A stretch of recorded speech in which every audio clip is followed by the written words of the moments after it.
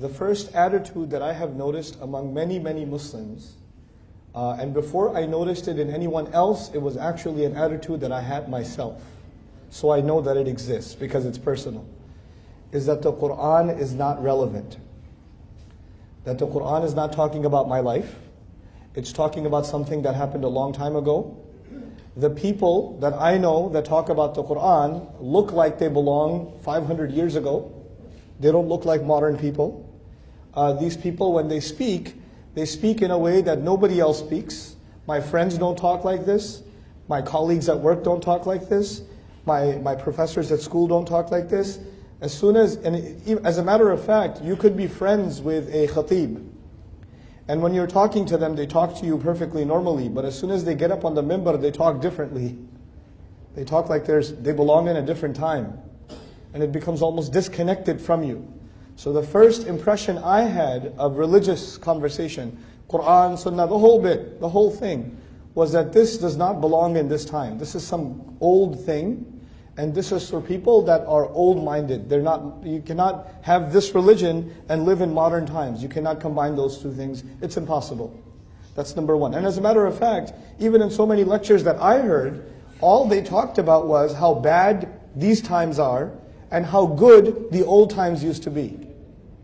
That's all they talk about, is these times are very bad and old times were very, very good.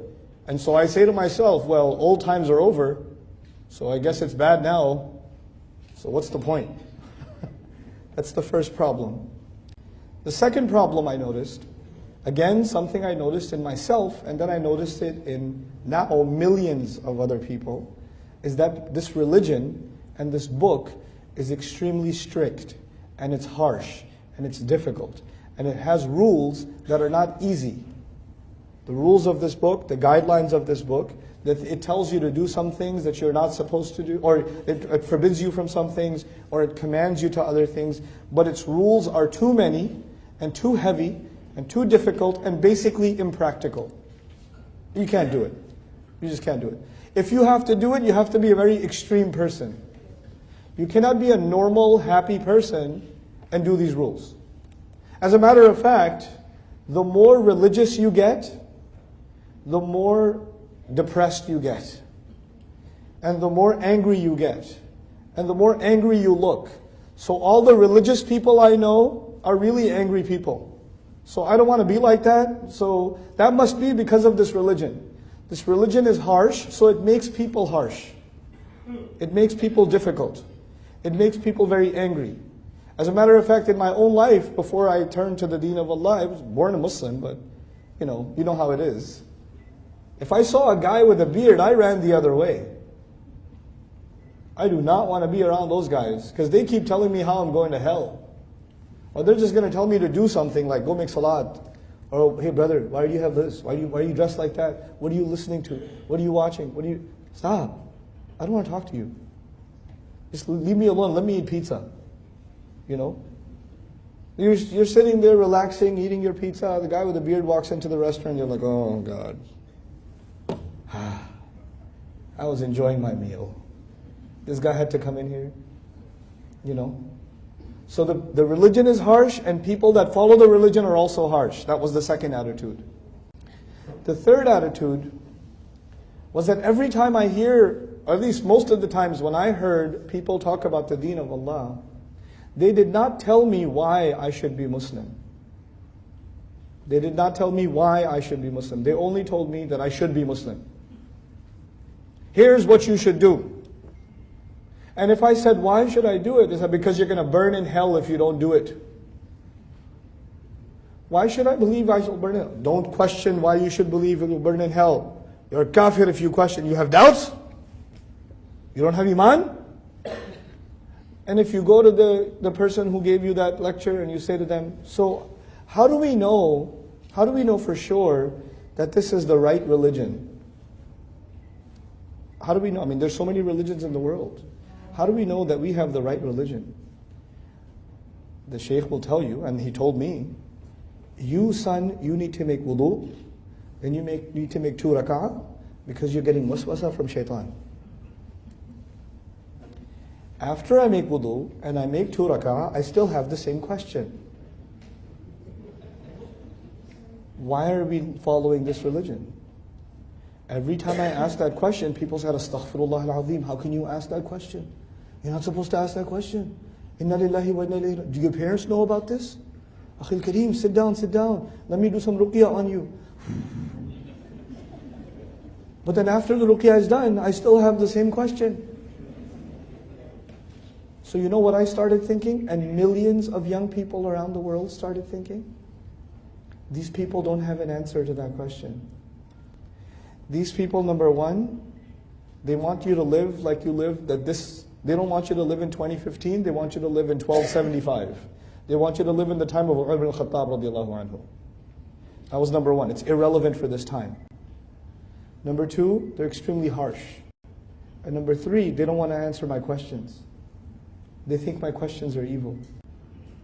These three reasons are enough, more than enough, for someone to want nothing to do with Islam. If you have these three concerns, and you want nothing to do with Islam, I appreciate that, I understand.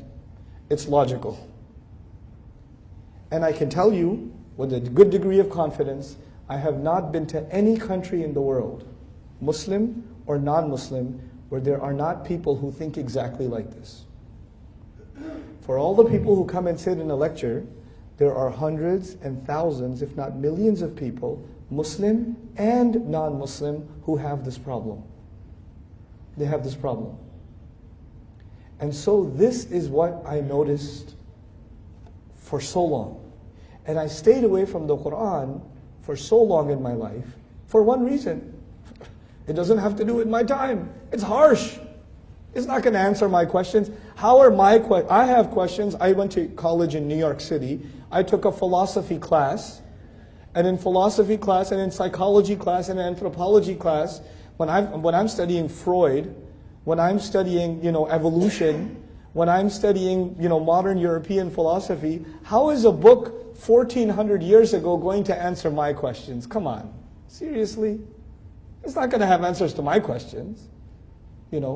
So I have no reason to go to this book. But by the gift of Allah, for no other reason, فَإِنَّ اللَّهَ يَهْدِي مَنْ يَشَاءُ. When I did stumble upon the book of Allah, when I did decide to try to understand the book of Allah, and I was fortunate enough to find some incredible, incredible teachers, I realized all three of those things were untrue. The book is incredibly relevant. The book has answers to my questions and my problems and my personal problems today. Forget about society's problems and the world's problems. That's stage 2 and stage 3. I'm talking stage 1, my personal problems. It has answers. The second issue was it's harsh. The more I studied the book, I realized people are harsh, but the book is not harsh. Allah sent the book as a rahmah, but we don't have rahmah. So when we talk about the book, but we take out the rahmah. That's what we do. Allah's book doesn't do that, we do that.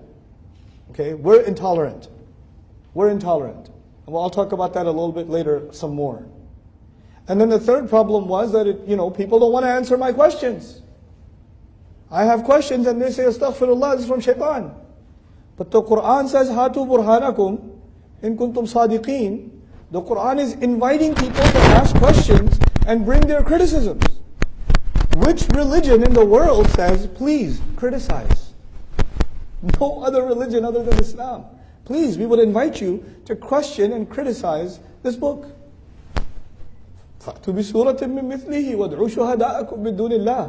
I'm reading this and I'm saying, how can a book do that? I thought this book is supposed to tell me, just believe. And if you don't believe, you will burn. But this book says, no, think for yourself. أَفَلَا تَعْقِلُونَ. No other religion tells you to think. Actually, every other religion tells you, stop thinking and just believe. Stop thinking and just believe. And this book says, you cannot stop thinking. You have to think, and if you think, only then you will believe. There's no other religion like that. We keep talking about doing da'wah to non-Muslims. I am here to tell you, the ummah itself is disconnected from the Quran. And actually, a lot of times, when the people are hearing about the Quran, they are hearing a message that is harsh, that is irrelevant, and that does not answer their questions. Even though the Quran answers the questions, the person presenting it doesn't present it that way. And so we are misrepresenting, or let's not say misrepresenting. We are underrepresenting the Book of Allah. We are underrepresenting the Book of Allah. That is the problem that I see before me. That's the challenge of our time. That to me is the biggest challenge of our time. Things are said about the ayat of Allah. It's easy to quote an ayah of Quran. Very easy. It's not difficult. And it's also extremely easy to misuse an ayah of the Quran. It's very easy.